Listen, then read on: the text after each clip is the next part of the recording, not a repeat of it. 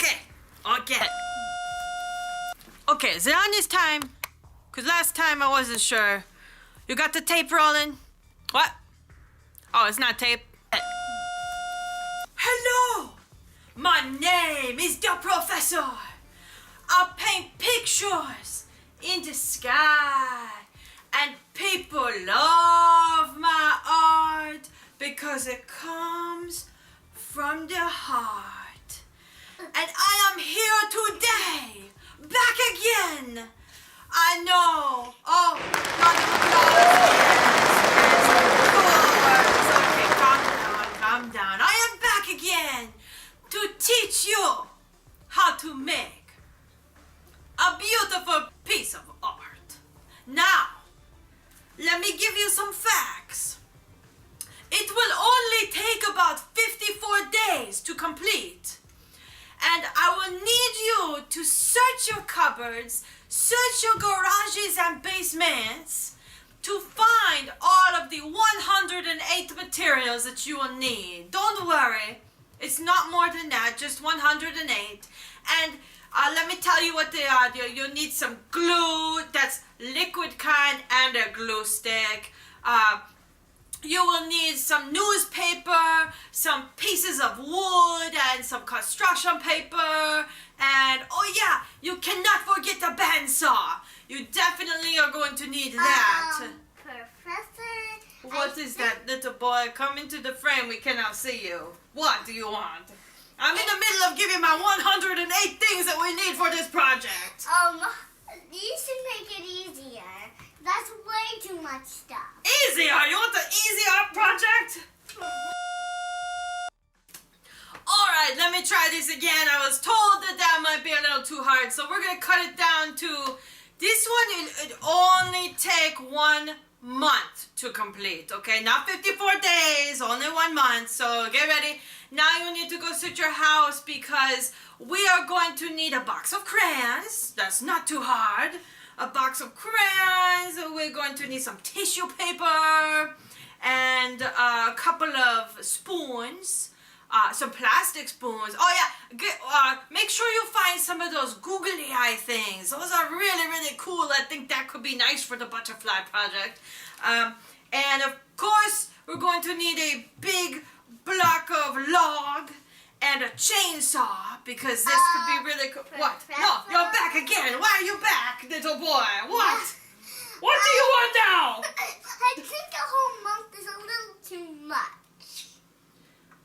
Okay, let's try this one more time now. Okay, I am back again, my friends, and this time I took a moment to try the project out on an actual child.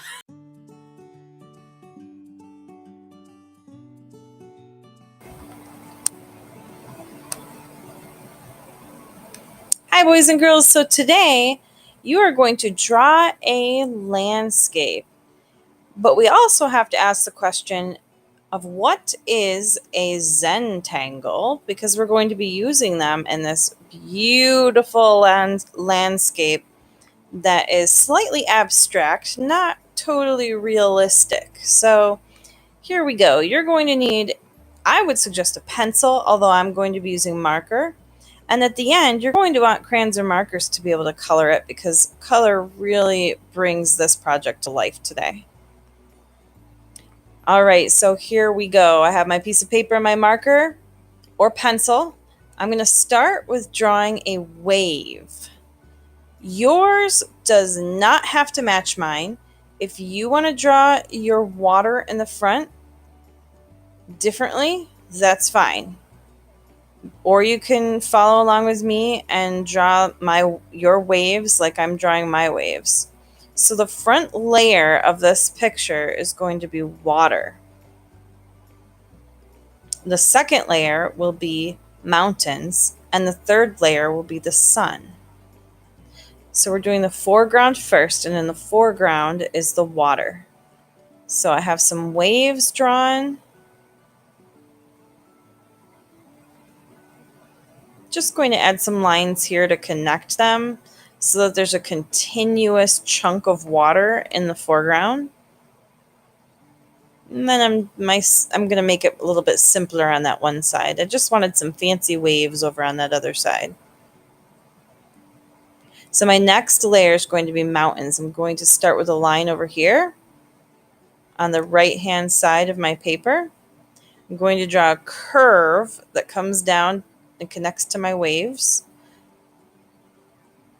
Now you have to be careful because the water and the mountains are going to start to look a little bit alike.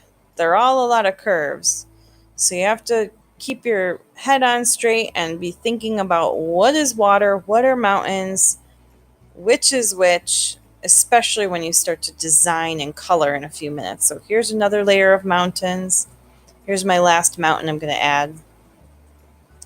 And now that I have my mountains, my third and final layer will be my sun. My sun is going to be one big giant curve connecting back down to my mountains. It's a sunrise or a sunset. I'm going to make some rays of sun coming out of my sun, going from my curve all the way to the edge of my paper.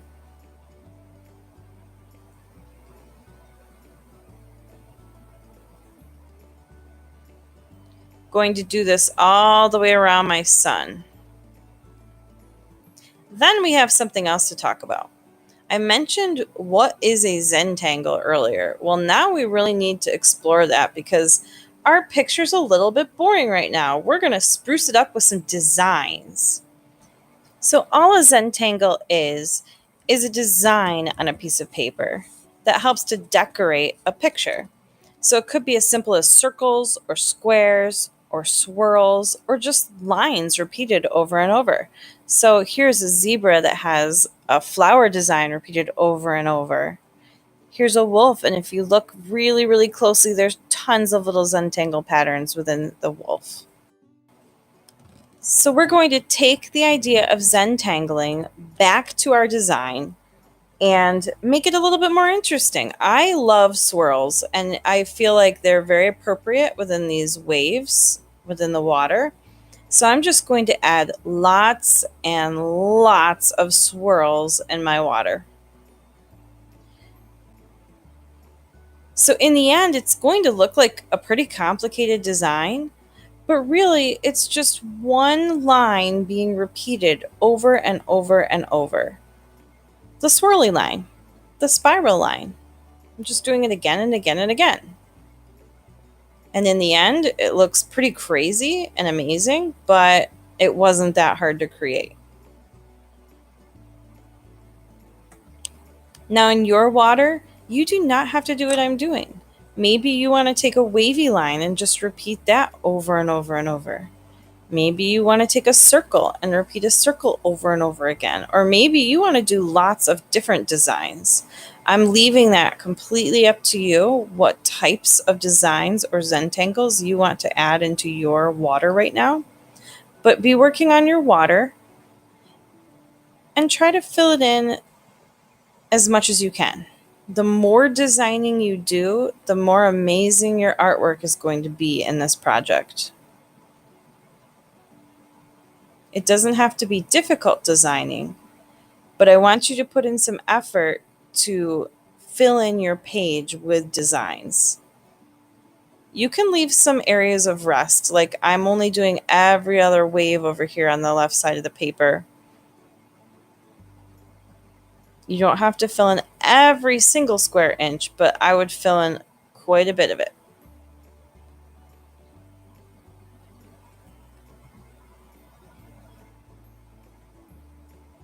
Towards the end of this project, the color is going to become really important because with all of the busyness of this design, when I make my water blue, it's going to really bring that whole chunk in the bottom together through color.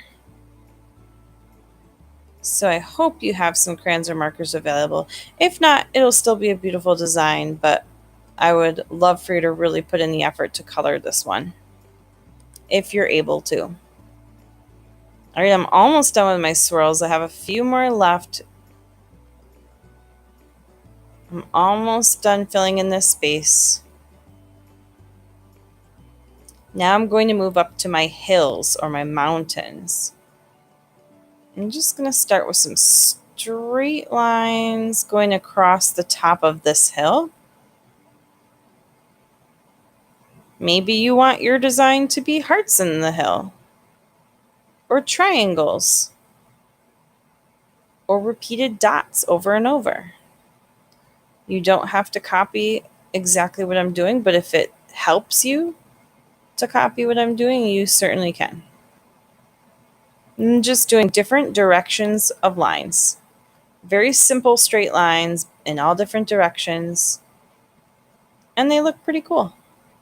That was one hill. Now I'm going to work on another hill.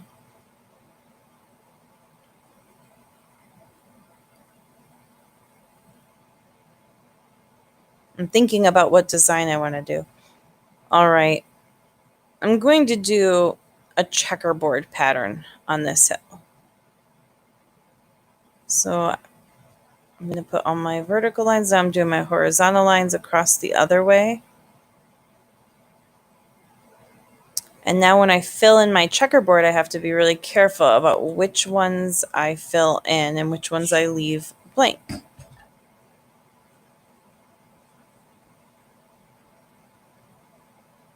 So if you do a checkerboard pattern, just be really careful with which ones you're coloring in, because it's pretty easy to make a mistake on this part.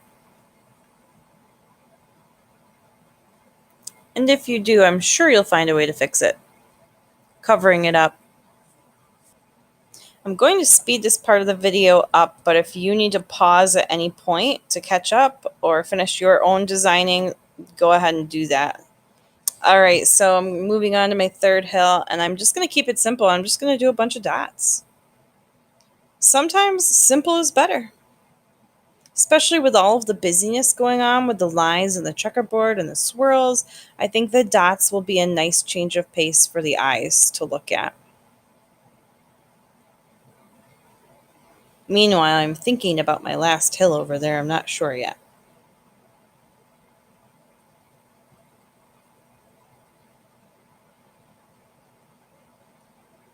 Okay, I think I have an idea. I'm going to do some zigzag lines.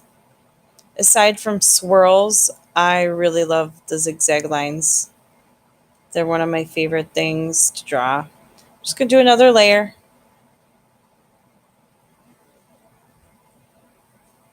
And another layer.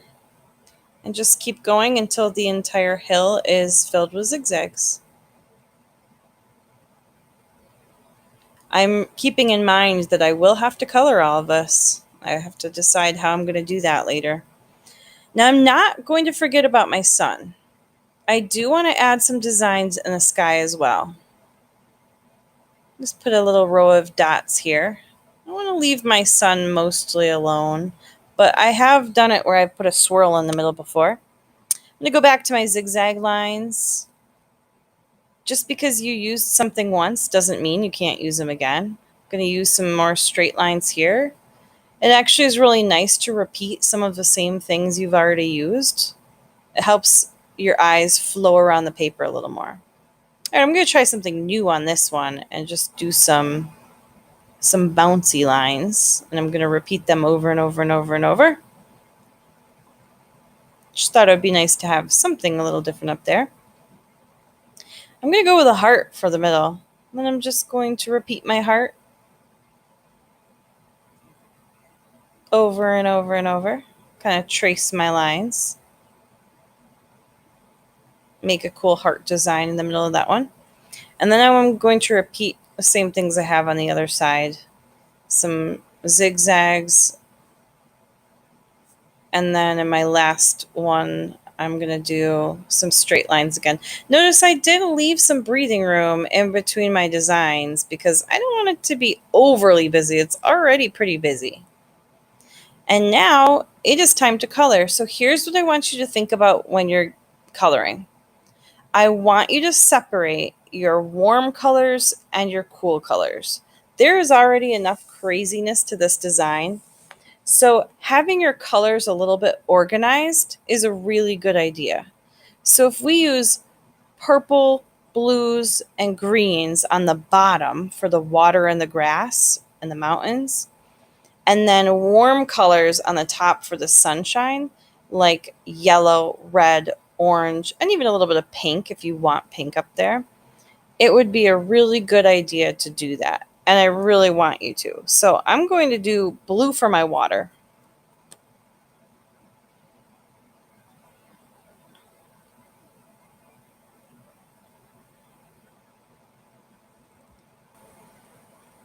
Okay, I'm going to speed this up a little so that it'll go a little faster. Now, even though I'm just using blue, I did some darker areas and lighter areas where I pressed harder with the crayon and lighter with the crayon. Now, I'm using green in the grass. It looks a little bit yellow on the computer screen, but it's like a lime green. It might look a little bit yellow to you, but I wouldn't use yellow down there. I would save that for the sun. So here's my bright yellow in the sun, and I'm going to put a little orange in there too and make it look like it's glowing. And then I'm going to get out my red and start alternating between my three warm colors in the top.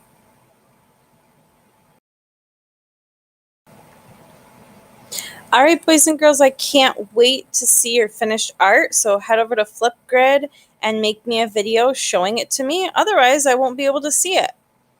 Let me know if something was difficult, and if something went really well. I would just love to hear you talking about your art and telling me a little bit about how you made it, how your process went, and if you enjoyed it. So I can't wait to see your videos. Enjoy your week. Bye.